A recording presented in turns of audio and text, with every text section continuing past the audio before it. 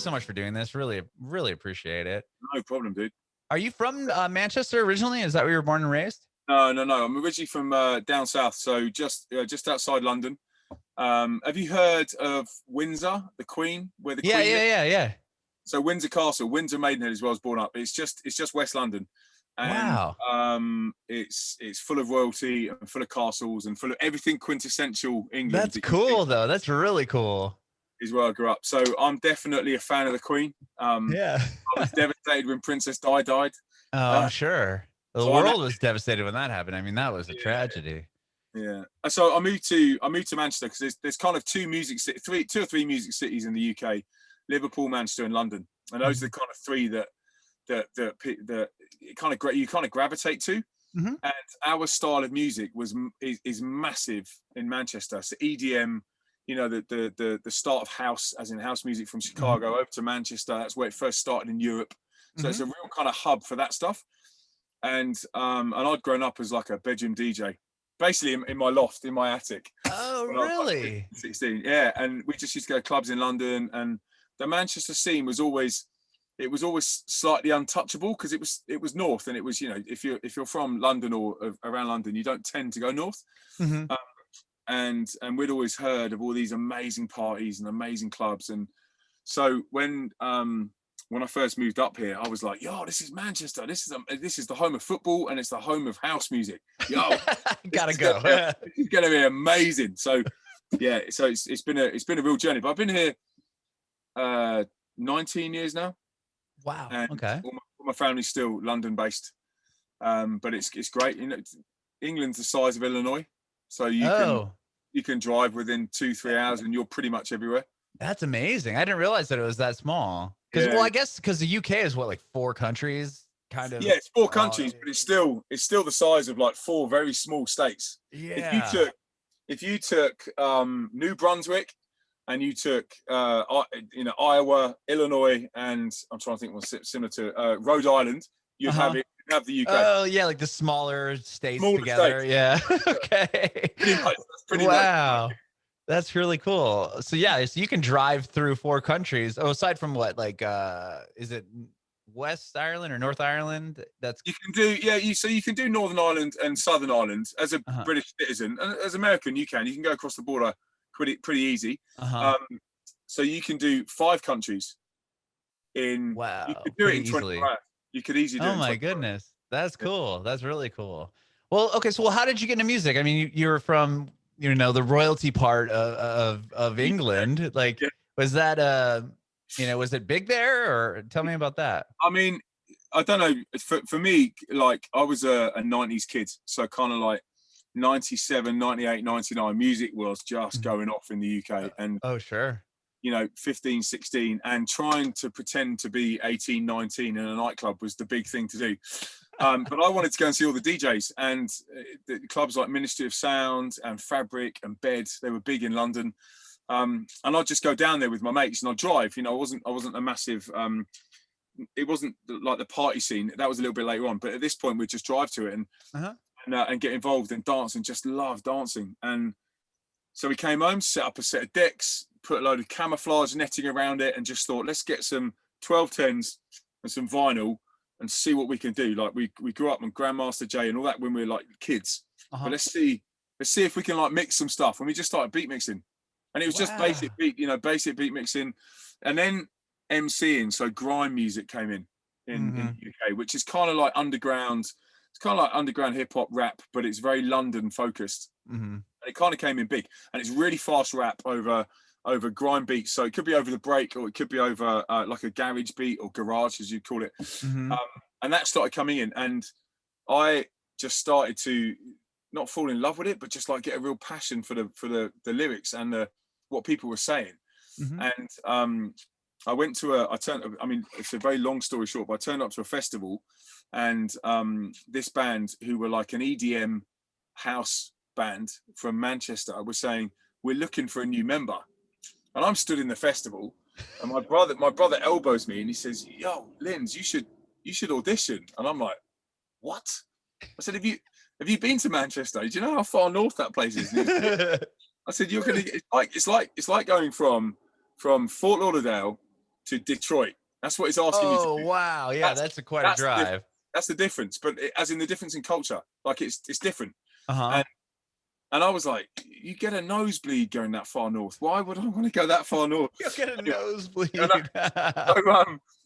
So anyway, I auditioned for the band, and I got up and I did a bit of singing, a bit of DJing, a bit of break dance, because I could break dance and stuff, and said, look, you know, if this is right, then I'm happy to quit the job in London. I had a really good job, like a successful job in marketing, and I'll come and join.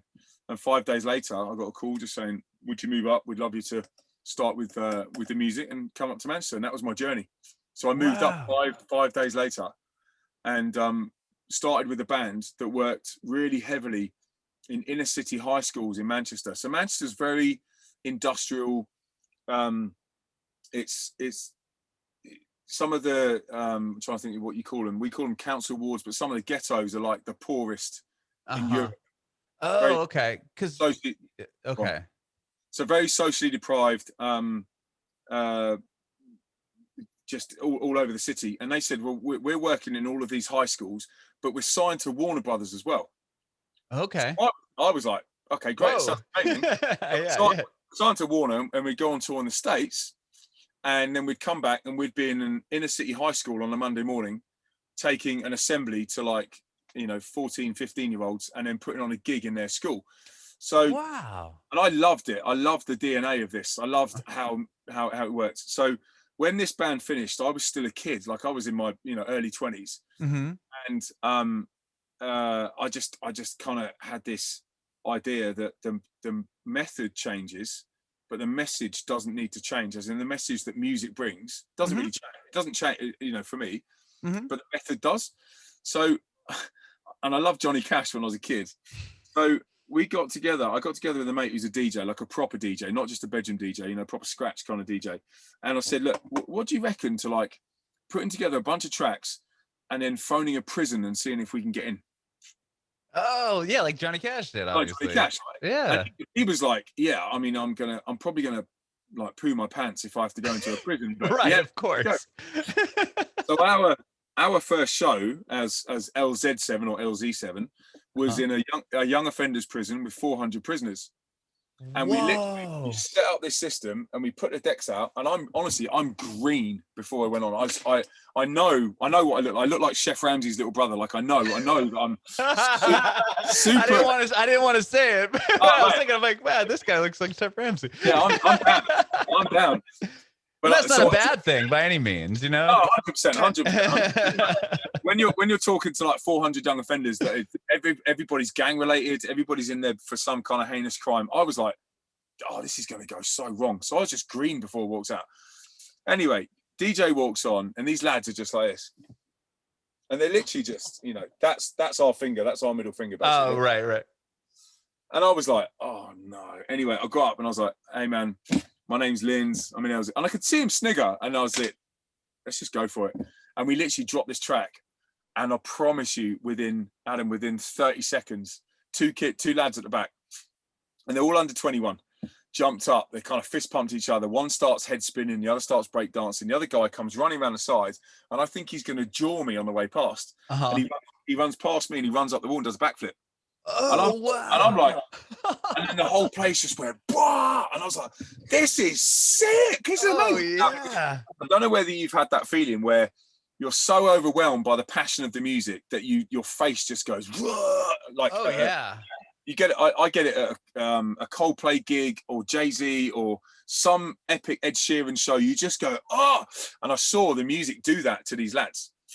And I was like, I think we're onto something here. There could be something good about this. And so I talked to a couple of them afterwards, and I said, yo, what was that? And they said, listen, we're trapped for 23 hours of the day, and we have 1 hour off. And you turned the music on, and bang, something hit us like a wave. And you turned us into 12-year-old boys again, man. He said, that was so much fun. That was such a lot. And all of the gang stuff disappeared, all of the hatred between them, the different things they're in for. Music dissipated all of that stuff. And it wasn't even our music. It was just like it was bars over the top of like grime beats and house beats.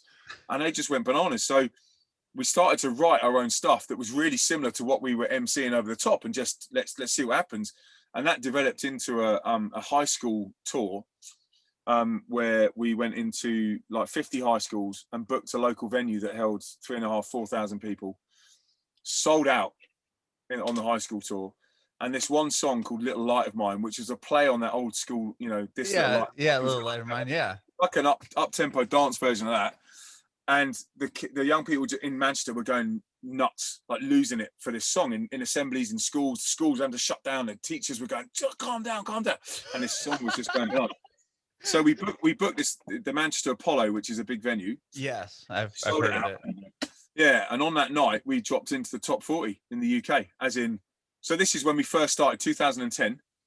Our first single went in the top 20 of the UK charts, all off a school tour.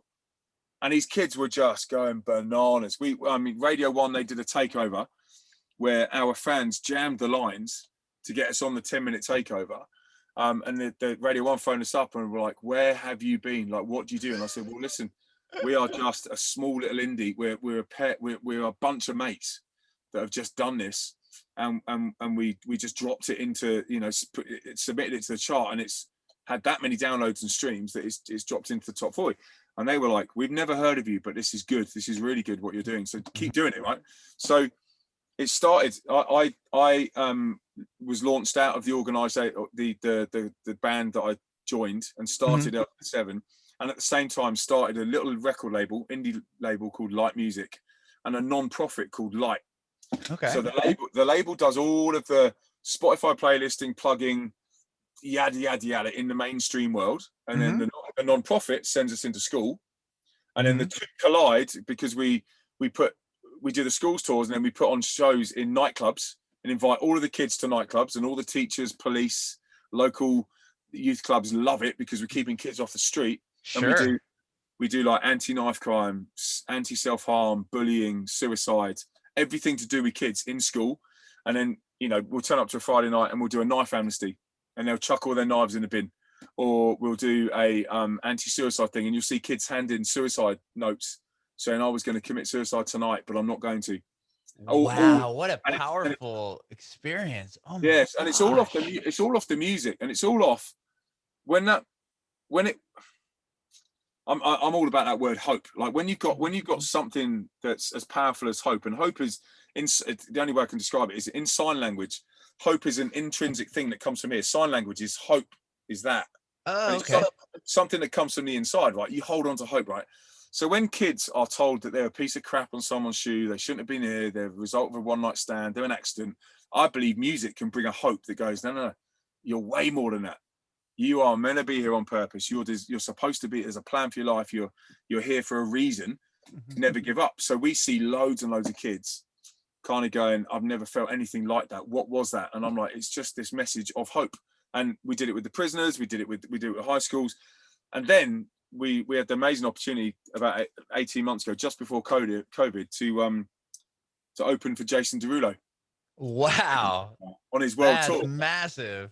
Yeah, and we did the same thing. And the stadiums, you get standing. We did this spoken word about hope, and people were giving us a standing ovation and jumping. And I'm like, almost in tears, like, sure, this is just little us, like little bunch of mates that have saved our pennies to get a tour bus to go out. Do you know what I mean? Like we've had to, and we pitched to little organisations who will fund us like a couple of $1,000, pounds to go and do a schools week, and then we've saved all this stuff, and I was like, this is nuts. Like it's bananas. And so it's just been this journey of you know, being true to ourselves with the music, true to our kind of like gospel roots, right? Of course, but at the same time carrying a message of hope that everybody understands, rather than you know, standing for something rather than falling for everything that's out there.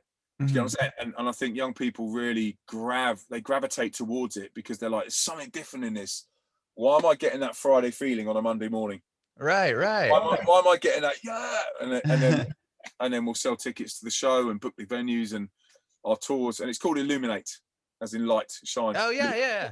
And we do Illuminate tours all across the country, our own ones. And then we'll go on tour with people like Derulo, and we're pitching for you know, all the mainstream acts that are coming on tour in 2021, 22. So, and that's kind of, we went from 0 to not to everything, but zero. We just started from scratch in a prison. So that was, yeah, the first show you guys did was in that prison, and that kind of like really, I mean, opened the door for you as far as like creatively, like, okay, this is something that could work. This is something that is gonna do it. But with that, like, how was the Derulo tour the first time you guys had played outside of England, or was it like, No, were you so doing those high school tours? Like, how were you able to bring that idea? Did you bring that idea to different countries, or was that all still staying in? Yeah, so a lot of organizations, a lot of youth organizations kind of tapped into the music is doing something here, and the message of hope is doing something here. Can we bring you to Holland? Can we take you to France? Can we take you to Belgium? So Illuminate goes as a, you know, it goes as a different name, like Shine.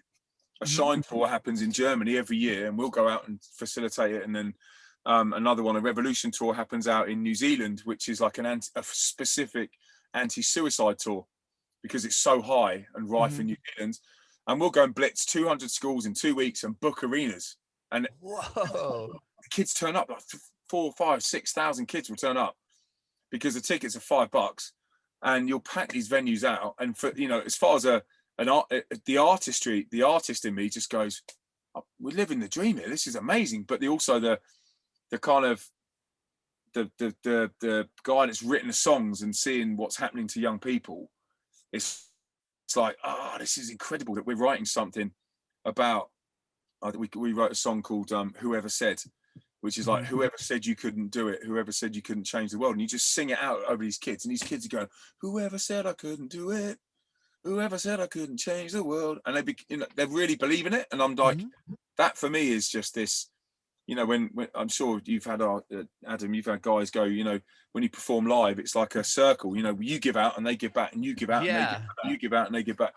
When you're writing stuff that is just speaking life and positivity and hope over these young people, I'm just like, it blows me sideways. Like, it just, I end up with a big golf ball in my throat, kind of like, like choking on it. And that's kind of what I know. A lot of people I've talked to, that's what, you know, it's missing from everybody's life right now, is just that connection with the artist and being in the crowd and experiencing that. It's not the same over like a live stream or, you know, something like that. I mean, it's still cool to see that, and artists have to still perform, and you want to get your songs out there and everything else, but it's like not quite. It's not as impactful as that is. Sure. Yeah, 100%. We on the first day of lockdown, it was this week. No, not this week. It's kind of a couple of weeks. It's around now. I ran up to our studio and I stole everything out of it in the center of Manchester. I ran down the street with like KRK speakers under my arms, like running as quick as I could. Bundled them into the back of my car, and I set it up here. And I just thought, because the attic, it's like aluminum foil. Okay, yeah. Kind of it either looks like a weed den, or it looks like a spaceship, right? And it's about, if you go further back that way, it's about 40 foot long. Oh, so wow, that's big. Whole perspective, yeah. So, and it sounds mad. I lit it. I set it up. I lit it well. I put a big screen, 60-inch screen one end. I set up a DJ station, and I just started to live stream. And I was like, yo, like, this is really rubbish. This is a rubbish moment in time. Who's feeling like they just want a bit of music? And I just started to DJ and started to DJ, do a bit of music, DJ, do a bit of music, do a little bit of talking, give away t-shirts, give away like merchandise. Oh, that's cool. And just did it through lockdown. Like, I did it once, I did it 3 times a week in the first 3 or 4 weeks. Then I realized that's too much. So we started doing it once a week on a Friday night, and it's called Cabin Fever. I love that. I called it Cabin Fever, and then off the back of it, a Sky TV program turned it into a TV program, like about 6 months ago. So we did a month of TV programs, just showing what we'd done, how we'd been doing it, how basic and back to like square dot it is. Like, it's reduced everybody back to it. And then I launched a so the physical schools tours are called Illuminate. I launched an event called Illuminate Live. So it's a live stream, but it's coupled with all of our school's resources, all our lessons, everything we do in school, we've recorded them in a really cool venue with like 50-foot LED screens to give to high schools, and they are then signposted to our live streams, and these live streams are filmed in the same venue. Oh, wow. So they see all the lessons, and they, you know, we're talking about resilience and digital detox, and we did a Black Lives Matter one around George Floyd. We did a looking after yourself in lockdown, and then at the end of the lesson, if you want to see more, you like this, and we do 4 or 5 songs in the lesson, you want to see more, log on to the live stream. It's on Friday, and it's in the same place, and we do it live. Wow. So you'll get you know, on the last one we had almost, I think we did a week in school with the lessons. We had 1,000 young people turn up on the live stream, which for us, I'm like, 1,000 young people aren't doing much. Like, we can get involved. That's cool. Yeah. We did a New Year's Eve one, same amount. So we're just kind of building it. We're going to do it all the way through, like once a month. You know, like a bit kind of. Do you know Jules Holland, the guy over in the UK? Oh yeah, I do. He does like a show, a talk show, right? Like it's a talk show, but it's music. Yeah. So it's a bit kind of David Letterman mixed with a load of music. Right. Okay. So he interviews people, then he goes to the stage and he interviews. That's what we're doing. So that's our outlet of producing new singles, dropping new songs, and everything's been focused on Spotify and YouTube and Google Ads, and to build the platform. So when we come out, we're in a place where we can actually still function. That's amazing. And you guys did a video, right, with fans that filmed like themselves in isolation. Tell me about that. That's really cool. So I did this whole on the Derulo tour. I did this whole anti-knife crime spoken word thing, and it was called Peacemaker. So people put out their peace sign. So if you want to stand for peace, you know, peace signs go up, right? So all these stadiums full of arenas full of people with their peace sign up, and Jason's band came up to us, the MD, and he was like, "Yo, dude, we wrote you a song, man." I'm like, "What?" Whoa. Walked off stage. He goes, "We wrote you a song. You want to hear it?" I was like, "Yeah." I was like, "Of course I do." Yeah. So we walked into their room, and it's backstage with all their gear and stuff, and they were just like, "Yo, what are you saying, man? It's like a Peacemaker thing." And I was like, "Great." So they turned it up and played it, and it was the chorus and the 2 verses to "Peace and Love," which is the lockdown song. And it basically talks about the not just inspiring young people to fight, to stand for peace, but to fight for peace. So in a fight, in a struggle, people kind of like go, "Well, you don't fight for peace." Well, no. I reckon especially in lockdown, you've had to fight for peace in, like, not in your heart, but in your life, but also in your mental health and in the way your outlook is to it, and like actually do things on purpose rather than just letting it happen to you. So we started to play this song, and we started playing on the live stream, and all these kids started to DM videos of them dancing to it, because the chorus goes, "I'm talking about love, love, love. I'm here to spread peace, peace." So they're all doing this, and I was like, "Yo, everybody, just DM me your songs, and we'll make a lockdown video out of it." So I set up a camera in my fridge, and I opened it and started rapping at the fridge, and then closed it, and then you know, because I'm just like, well, I've got nowhere to. I can't film anything. It's on an iPhone, like planted at the back of my fridge, and you can see all like the cheese and the ham and everything. Yeah. But I was like, it calls for a moment like that, doesn't it? Like a moment that unites people. In a rubbish moment like lockdown, and people we got hundreds of videos in of them doing backflips and singing the song, rapping the verses, and I was just like, this is brilliant. So we put it out, and but it was actually written on the Jason Derulo tour about 18 months before. But I thought, what a moment to release it. Yeah. Wow.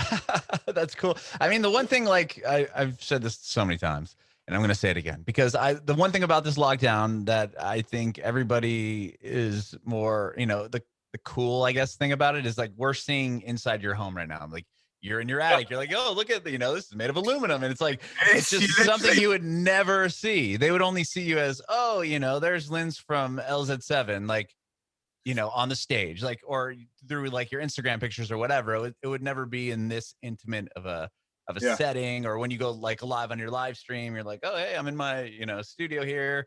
It's just such a different look to your favorite artists, and a different, like, behind the curtain kind of, You know, you're letting these people into your life a lot more intrusive than you ever were before. Yeah, absolutely. I mean, the funny thing is like, you know, I'd be up here bouncing away, and my 2-year-old would walk up, and I'd suddenly just change the camera, and she's just there bouncing away with it. She's just giving me stuff. And all the kids go, no way, she's so cute, so cute. And I'm like, you would never have seen her. You just wouldn't have known that I had a 2-year-old. You would just, it just wouldn't have come up. And yet, you know, people are now like, Willow West is like the best thing that's happened since LZ7. Yeah, I know. It's like you see the videos of like the people in their Zoom call, and like the kid walks in, or like there's that one where the guy's like live on the news. You've probably seen it, where the nanny comes in, she's trying to like get the kid out of the room, and he's like, I love that though, man. I love that. That's just, I reckon there'll be like a bloopers video, as in like all the mess ups. Right. Show reel that someone will put together of all the funny things that have happened in lockdown. Because I've had a few where someone's walked in the background, or, you know, a mate of mine had his wife was taking a Zoom, like public speaking, and he was over this side of the room, and he thought the only way I can get out is to crawl. So he crawled on all fours, and because he didn't realise the Zoom was pretty far away, his backside was literally crawling out of here. She went, that's not going to happen again. You're not going to see my husband's bum again. But you know, I love that stuff. Yeah, it's like it makes people like, you know, it's like, yeah, I'm a real, you know, Lindz is a real human being. You're a real person. Like, yeah, that just happened. Like, there's my child. Like, you know, it's like, you're definitely it makes everybody more relatable. And instead of, you know, your artists are like up on this pedestal, like, oh my gosh, like everyone's like, oh no, you know, I go through the same stuff. Look, there's my kid. He's crying. I'm sorry that it's happening during this interview, but life has to happen, you know, or whatever. I've always wanted to do, you know, the prank that what was that? Do you remember Jackass when it first came out? Like, yeah.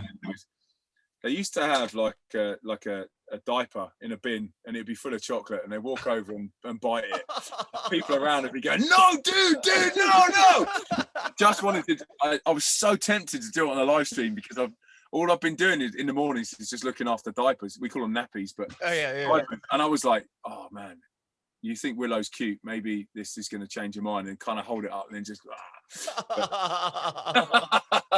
You should still do that. That's great. I couldn't bring myself to do it, man. Oh my, yeah, 2-year-old. Good. I have a 12 or turning 13 and a 4 turning 5. And we recently got out of the diapers with the nappies with the 4-year-old. He still has to wear them at night just because we've tried without, and it's like, okay, well, catastrophe. It's easier to keep it that way. Yeah. Wow. Yeah. And then you guys haven't released another song during lockdown, right? Too, Sound of the Weekend. Yeah. So the week before lockdown happened, I'm part of an organisation. I'm a trustee of a board and organisation that goes out to Maribel, the Three Valleys, which is the skiing. Oh, sure. Okay. It's like Colorado, Aspen, that kind of place. Mm-hmm. And these guys look after snowboarders and skiers, and I'm a snowboarder. Oh, cool. So I was like, I'm going to go out for a week. Could I fly the film team out and make a music video? Because this is sick. Yeah. And they were like, yeah, we'll put you up. And I was like, yes, we'll do it. So, and every time I go out there, I play, I DJ, I do a kind of DJ LZ live set at a club called the Folly Deuce, which is up on the mountainside. It's the most epic thing you've ever seen in your life. Like, the richest of the rich are landing in their choppers next door to the club to go onto the balcony to have $10,000 worth of champagne shipped across them, neck it within 2 hours, and then they get back on their chopper and go. And you're just it's a surreal place. But so I go to look at kind of, they do this thing called a chaplaincy. So every sport team has got a chaplain, which is someone like a pastor. Mm-hmm. That they can talk to, right? So I go out as a snowboarding, skiing chaplain.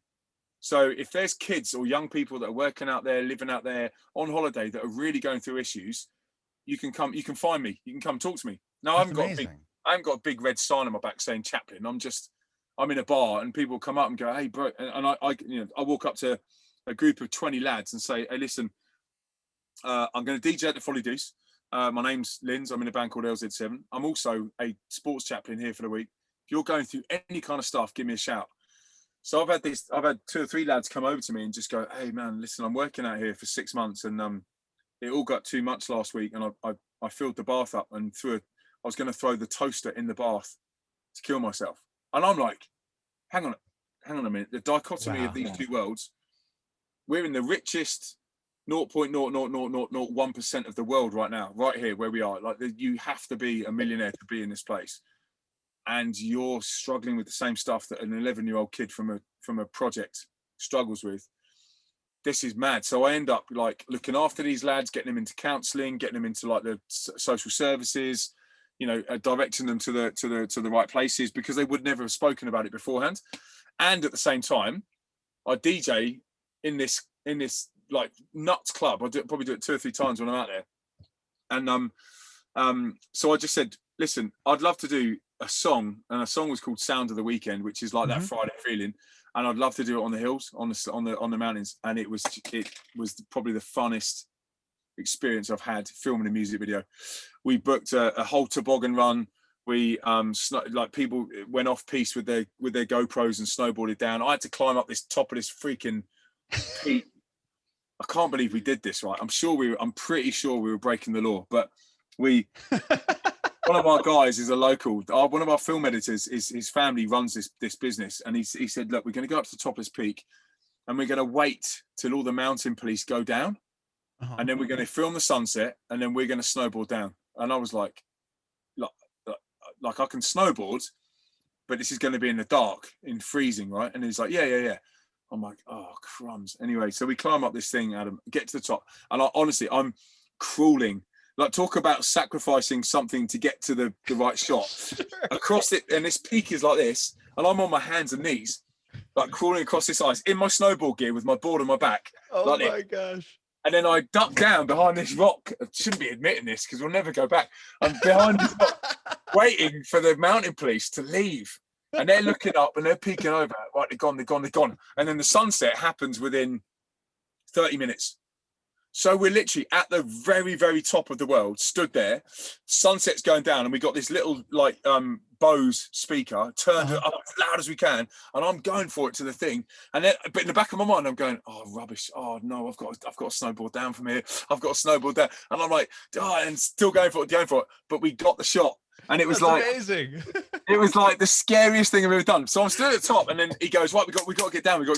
And I'm like, have you seen how steep this freaking thing is? And it's like a black one, black in the dark. Black diamond or whatever that is. So I've got my head torch on, and I've got him. Oh, you're in the dark. Oh, because the sun's set. Yeah. Oh my God. And I'm like, dude, like if I fall over and we die on the side of this mountain, I'm gonna kick someone's butt, like seriously. Anyway, so I'm going down about 3 miles an hour to try and get down. We got down safely, but it was the scariest it was actually one of the scariest moments of my life, but also the most fulfilling. Get it, and we got the shot. And the sun went down, and the sunset that happens in one of them bits is just like unbelievable. I've got an edit of it where I'm gonna take a still from it and frame it, where we're talking and just going, oh my gosh, have you seen that? Look at that, and we're just talking, and then the music comes in, and I'm gonna take the edit and frame it, and it's just mad. That is cool though. Wow, what a story. You obviously are a really good snowboarder if you can handle those type of mountains. I mean, I can do like a really good fast red. Okay. I love red. I don't like blacks. Blacks are just like, for a snowboarder, it's just like no fun. You just fall. You end up falling on your face. Just rolling down the hill. You do, yeah, like that. All the way down to the bottom. But on a red or a big wide blue, they're really good fun. So I love it. I'm a snowboarder by heart. I've been doing it for years, so I'm really into it. It's good fun. That's amazing. Like when you tour the States and stuff, or wherever, do you go and try to hit up like, we did aspn or wherever. Yeah, we did a gig in one of the best ones was a gig in Norway. Oh wow! It was called Winterfest, and they said, oh, we're going to fly you out a couple of days early to give you some snowboarding. And I was like, yeah. And they said, do you snowboard? I said, 100%. They said, oh right. So what we're going to do is an indoor gig in a gymnasium. So we're going to turn the gymnasium into a concert hall, and then the next day, we'd love you guys to invite them to an outdoor gig on the mountain underneath the ramp. Oh, cool. So you like can under the under the massive vert. Yeah. So you've got snowboarders and skiers going like right over the top of us. And I'm buzzing because I'm like, this is sick. This is so sick. And then you've got the world's, is it world champion team? What is the motorbike's called? You know, the snowmobile. Oh, yes. Yeah, they're snowboard. Yeah. Snowmobiles. They're going round us like, boo, boo, boo, like doing like they do 90 miles an hour up the slope, like crazy speed. And we're just doing this LZ7 set to like 1,000 young people. It's amazing. Oh my gosh, that is insane. So they're flying over your head as you guys are performing. That must have been quite the moment. Oh my. Doing backflips, and I'm just going, whoa, on the mic. yeah. Probably distracted for sure. Yeah, oh man. Oh gosh, that's so cool. Yeah, it was really good. Really good. So you guys were on the Jason Derulo tour, and then when that ended right before lockdown happened. So where were you guys when everything shut down? Yeah, so it ended about 6 months before, 9 months before, 9 months before lockdown. Okay. So the middle of 2019, and we were doing loads of schools tours as well. 2018, 2019 was the Derulo tour, and then loads of schools tours. And then we had 2020. So our timetable tends to work in like 2-year up cycles. So 2016, really big year. 2017, like chill a little bit. 2018, really big year. 2019, chill a little bit. 2020 was going to be like massive. Like Adam, we were booked on freaking everything. And bit by bit, I watched the diary just go boink, boink, boink. Right. Cancelled. Postponed. Yeah. And we'd lined up all the music. You know, when you line music up for release, like I'm big into the kind of marketing side of it as the label side. Oh yeah, you were in marketing prior to all that. Yeah, exactly. So all that stuff really interests me. So lining it up and working it backwards, and when we're going to release and when we're going to drop and who we're talking to and Spotify and yada yada.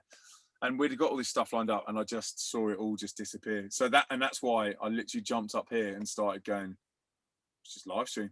Let's just do what we're here to do and tell people they're worth it, and music's going to be part of it, and write some new music, and we just went for it. And that was February last year. But just before that, we'd been in Norway. Running up in December, we'd been on international stuff all over the place, like Finland, Switzerland, Germany. Yeah, we'd been heavily on tour, and it just literally the rug went underneath it. Yeah. Oh my goodness. You've spoken to hundreds of people that it's happened to. So yeah, it's bizarre that the whole world is I just like an hour ago, 2 hours ago now, I was talking to a guy in Lagos, Nigeria. Oh yeah. And he's in lockdown. And it's just like, to me, like it blows my mind. It's like everybody from every part of every piece of this world, aside from I think New Zealand is the only country that's like open season right now, is locked down. That's just gone into lockdown now. Oh, they have. New Zealand has, yeah. So okay. So like 2 days ago, I was talking to a guy in was he in Sydney? And he was saying, oh yeah, like New Zealand, I'm watching all my buddies that live there, and they're like, concerts and festivals and all this stuff. But dude, I guess that all shut down recently. Have you seen that band? Is that they called 660? 660? 66? Something like that. Yeah, I'm not sure. 2 weekends ago, they had 30,000 people at their festival. And I'm like, is that and they're really good. They're really good. Like, they're really good bands. But I'm like, oh my gosh. And I'm not watching it, just feeling sick, just going, oh. Hey. You're like, what is gonna come of this? Lord Jesus, please bring something. Like either come back and end it, or just open up everyone so we can go to a festival. Come on, right? Exactly. It's like I hope everybody's safe, but I'm also kind of jealous that they're all there. Oh man. Okay, so have you been? You talked about obviously the live streaming you had going on, but are you writing more music? Like, are you even able to get together with the whole group? Yeah, so as part of work in the UK, you're allowed to be in the same room, obviously socially distanced.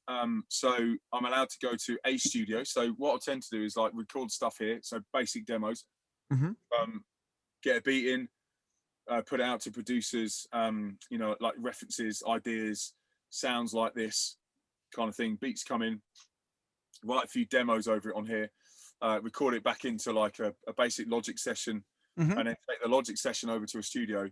And just record it down, just record what I normally would, and then we can rotate other members coming in and doing their parts. Oh, interesting. So I can stay in the room. If Mm-hmm. there's 3 of us in the room, we can stay in, and then I can stay in, and different members can come in, and we can still exec produce And work on their part, and then the next person come in. Okay. That's how we've done it all the way through. So we've got a new single on Friday, this Friday, 19th. We've got a new single coming out. It doesn't drop on Friday, but we're playing it for the first time on the live stream. Right. Only Hope. And I've also, in lockdown, started and pulled together a new band called Saints. Rad. SAINTZ, and they're gonna work alongside LZ7 as, like, when we go into a city, we'll do 2 bands, 10 schools rather than 5 schools. We'll do more, so it's more effective. And we just recorded their first single as well, so we're gonna play that on Friday. And that's called You'll Always Find a Way. It's really good, and I'm so proud of them.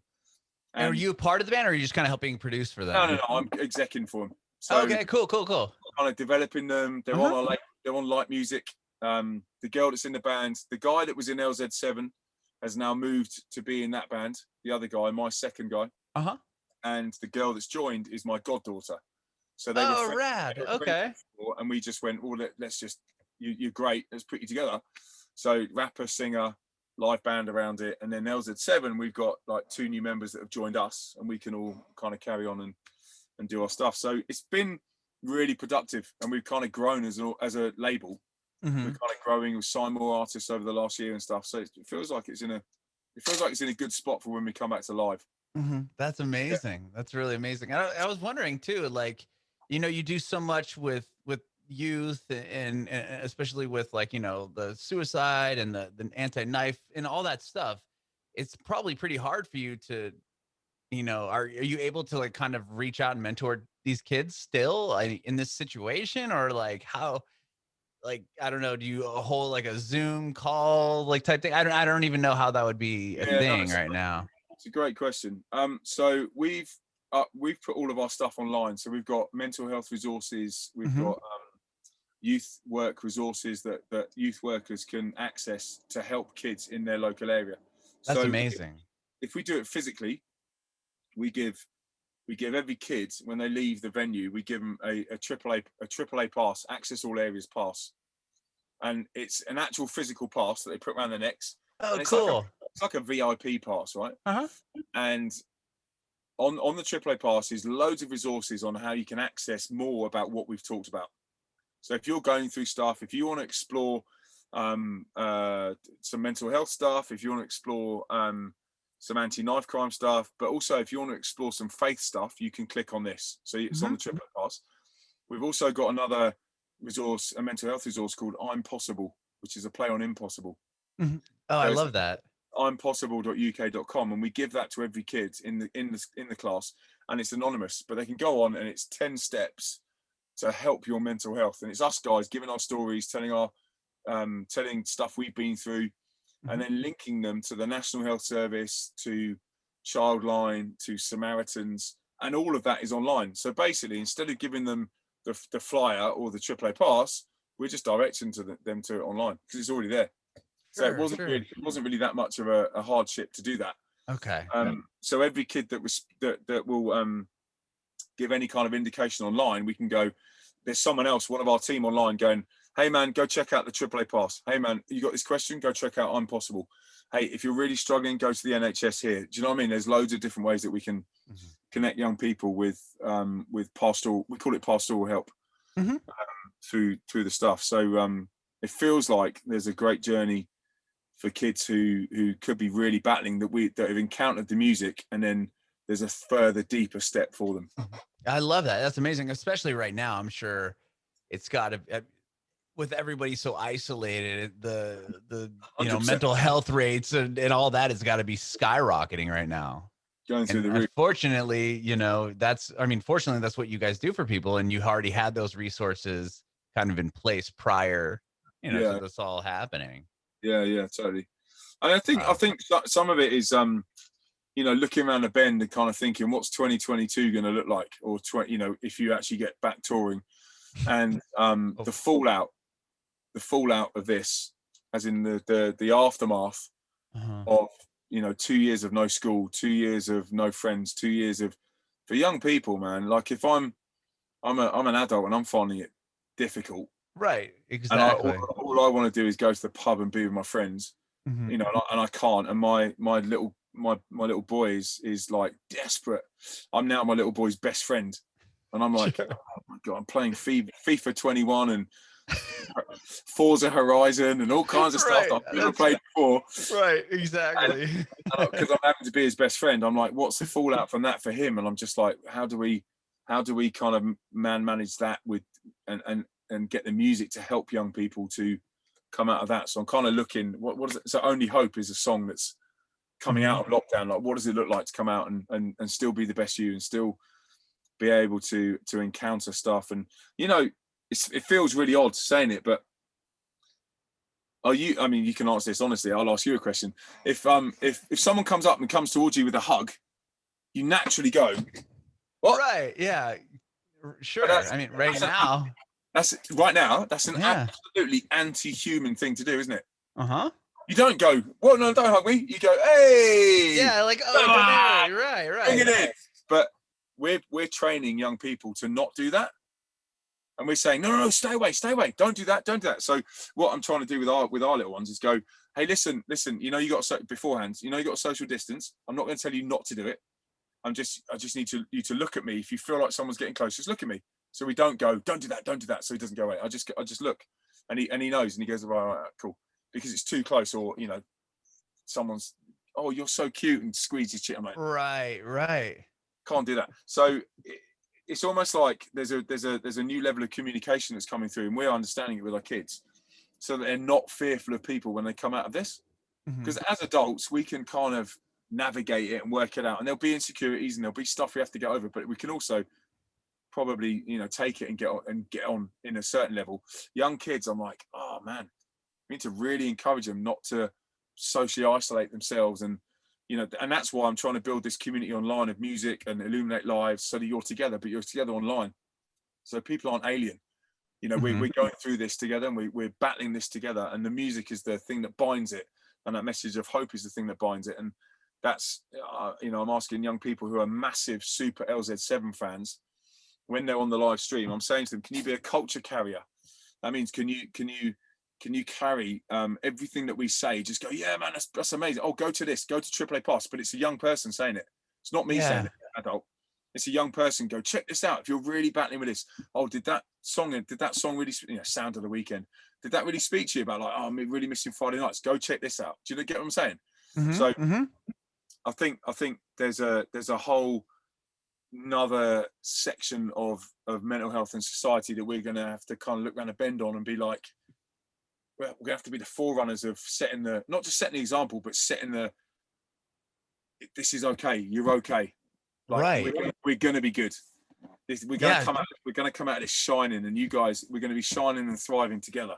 And I'm at the same time going, this is really hard for me as well. This is really hard for all of us. But yeah, especially kids in a very impressionable age, where it's like now you're teaching them to like you said, like, no, I don't want to get near you, or you're teaching them to be like super, you know, like germophobic type. I don't even know what the word would work, but like, I'm super tactile, so I'm super like, come in, man. Right, same here. Like, come here. Yeah, I'm like that with my son, and I'm just like, I'm not overdoing it with him, but I'm saying to him, don't be the kid that doesn't want to do it because you're worried. Be the kid that's being sensible and going, we'll hold that till later. Do you know what I mean? Like, we'll hold that hug till we're allowed. And it's that kind of language, isn't it, that you have to use. And I feel bad for the kids too. Speaking of that, you know, the seniors in high school, or the kids that are gonna, you know, get a scholarship for basketball or something, and it's like, well, are we like gonna play? Or, you know, at the beginning of it, it was like, and we can't even they've worked their whole life to graduate from high school, and now it's like they're doing it like this. It's just so bizarre. They've missed out on their exams, they've missed out on their graduations, and I'm like, that was a big thing to me when I was at school. Oh yeah, it was a huge thing. I've got a cough. I think the fallout from that is a thing that people haven't really encountered or really thought about, you know, like everyone's saying it's the worst since World War II. I'm like, can we do something that's going to like not be the worst from since World War II? Can we put some media out? Can we do some content? Can we do some music videos? Can we do some music that's real uplifting, hope-filled? You know, like kind of real chain smoker, Lollapalooza, right. Tomorrowland type stuff. Sure. That's what I'm thinking, and I'm trying to dream some ideas about how to do it. And well, I think your new song will definitely be helpful to a lot of people, and I can't wait to hear it. That's amazing. How, yeah, man. The message of it, and everything. I love that. And thank you so much, Lynch, for talking with me, man. This has been great. I really appreciate your time. 100%. Thank you, man. Yeah. I mean, it's my first. I've got to be honest. It's my first podcast. And thank you. No worries. You've taken my. Should I say virginity? Is that the right thing to say? Sure. you popped the cork on that one. And I'm starting my own podcast, and My Only Hope is the new song, and that's also the name of my podcast, My Only Hope. Oh, rad. I'd love to check it out. Have you started doing it yet? Have you done any episodes? We're just about to launch it on Friday, and I record it next Friday. Wow, amazing. So I can't wait to hear it. Yeah, man. So I'm gonna ask people, what are the 3 words that inspire you and get you through? Like, what are those 3 words, those 3 little words? So for me, it's my only hope. Like, what is that? What is that to me? And explore that. But also, what is it? So if I was interviewing you, I'd be like, those 3 words, what is it? Is it love, joy, peace? Is it alcohol, gin, and tonic? What is it? What is it that gets you through these mad moments, and just like explore it like that? So if anyone wants to check out, they can. And Adam, I'll get you on it. I love that. That's amazing. And I have my last question for you is if you have any advice for aspiring artists. Yeah, I mean, our stuff, my kind of story is throw lots and lots of stuff at the wall and see what sticks. And if it doesn't stick, just don't do it. Like, if it's not cool, it's not authentic, it's not you, don't do it. And if it is, you'll know, because there's a certain kind of, not just buzz, but there's a certain feeling you get where your authenticity tells you in your knower that that this is truly you. And I think for what people are looking for now from every artist is authenticity. They don't need manufactured. They don't need stuff that's just like drivel, as in stuff that doesn't say anything. They need really authentic stuff that's gonna inspire them, pull them through, especially in this moment, but also in life. You know, when you listen to a Sky Full of Stars by Coldplay, you can't help but just go, my imagination goes like I could be everything I dreamed of being. And I think in this moment now, you know, budding artists that are coming through, keep it authentic to who you are. You know, there's stuff where you could really speak a message through the music that properly changes lives and transforms people for the better. And, you know, and obviously, you know, the more authentic you are, the more people are going to buy into it, the more people are going to stream your music, because they know that you're genuine and it's really you.